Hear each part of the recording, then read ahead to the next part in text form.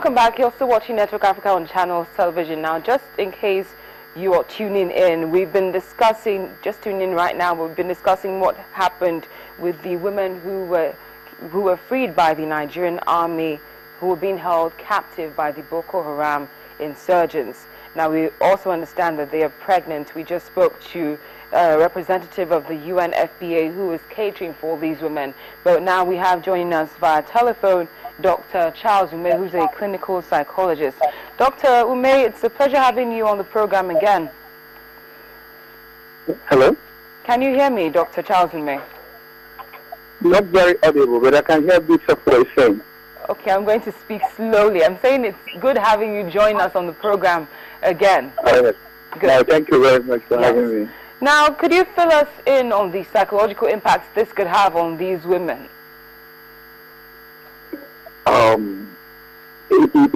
It is multifaceted by me looking at it, because most of these women, they are first and foremost incarcerated, sexually abused, and now they have babies they never bargained for.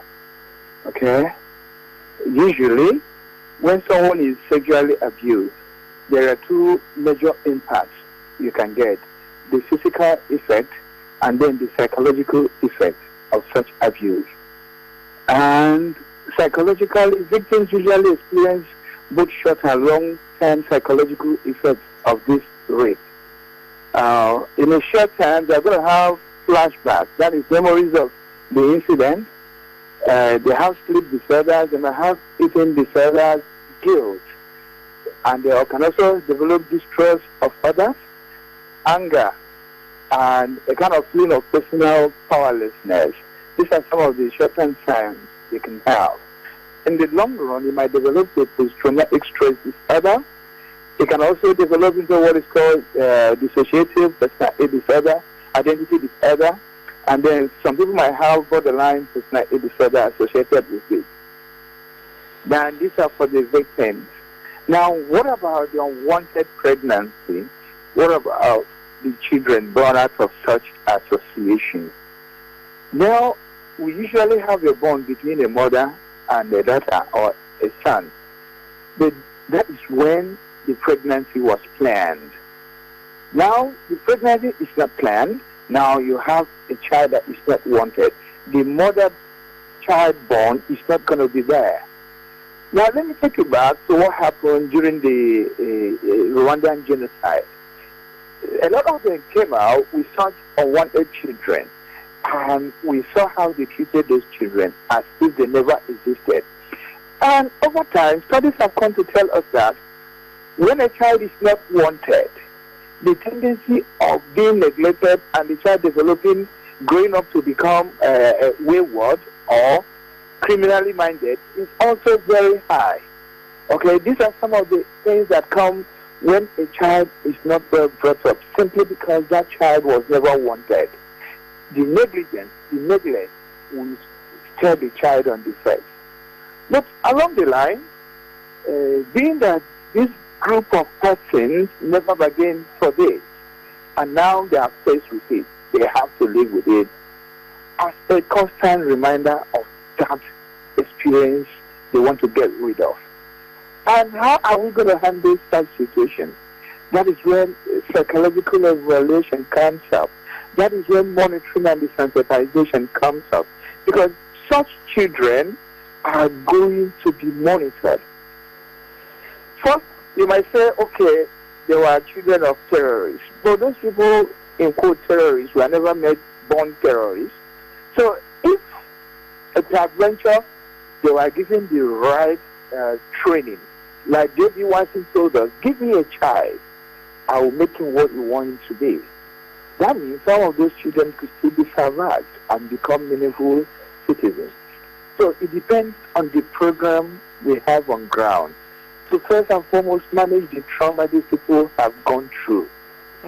Imagine being incarcerated for such a time, and you wouldn't know what would have happened during this period of incarceration. But Dr. Mann, I'm sorry, I need to interject at this point. A lot of work needs to be done on them. Yes, but I need to just say it quickly, if you could. I'm sorry, we're running out of time, but could you just tell us the summary? Will these women ever be the same again?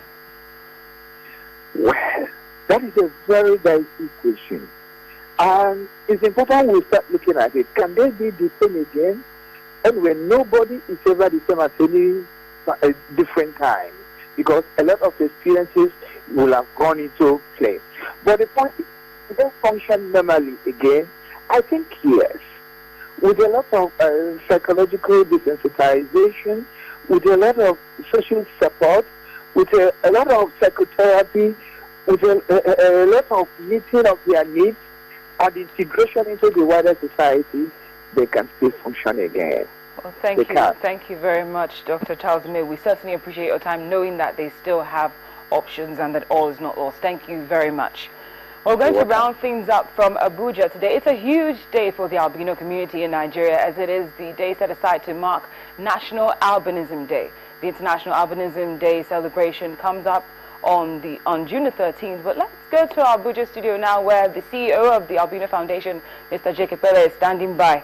Mr. Epele, it's good to see you again. Now, can you tell us about the significance of today? Good afternoon, Cynthia. Good afternoon. Good afternoon to the family of channels. Today is National Albinism Day. It's a day we have fought for over 3 years, and in 2013 we got the approval. And so today the Nigerian albinos are gathering together at the various levels, at the state and the national level, to celebrate this day and thank God for this day. It's a day we've set aside to create awareness for persons with albinism and all the challenges associated with it, as well as celebrate the advantages associated with it.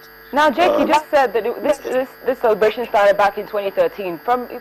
Now, if you compare what's happened between that time and now, would you say there's been a huge difference from the albino community? Now I have to ask you I'm sorry, I have to hurry because we're running out of time. Well, there's been a huge difference. I'll tell you what, Cynthia. By 2006, before we started 2007, if I walk around the street, you'll find children singing "Oyubo Pepe." If you eat it pepe, you go yellow momo. Following me. And today, those things are not visible as they were those days. We knew that quite a lot of albinos were dying of skin cancer. Today they're getting free treatment. It's also on record that a lot of them face discrimination at workplace, at school. Today there's some appreciable difference. Well, I'm certainly glad to hear that, Jake. But we're going to reach out to you again on June the 13th. It's a day because that's the international celebration. I'm so sorry we had to cut you short because we've run out of time. But thank you for joining us on the program. Thank you, Cynthia. We will expect you in Abuja. Oh, yes, and I'll keep that date. Thank you. Well, that's what we're going to have to leave it on this edition of the program. We'd like to hear from you here on Network Africa. Feel free to reach out to us either by email or Twitter. The address and handle are right there on your screen. Thank you so much for being a part of the show. It's been a pleasure. I'm Cynthia.